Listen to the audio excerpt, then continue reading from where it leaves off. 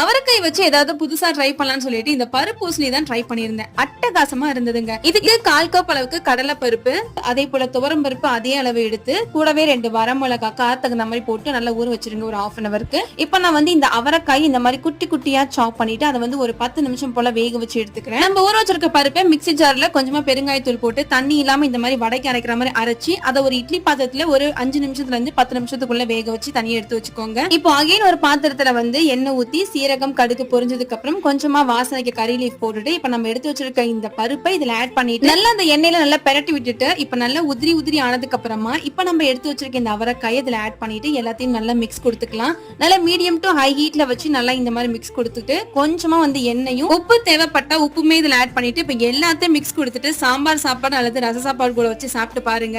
அவ்வளவு டேஸ்டா இருக்கு இந்த பருப்பு பூசணி. நானும் ஃபர்ஸ்ட் டைம் ட்ரை பண்ணிருக்கேன். நீங்களும் ட்ரை பண்ணுங்க. பிடிச்சிருந்தா மறக்காம ஃபாலோ பண்ணி ஒரு லைக் கொடுங்க.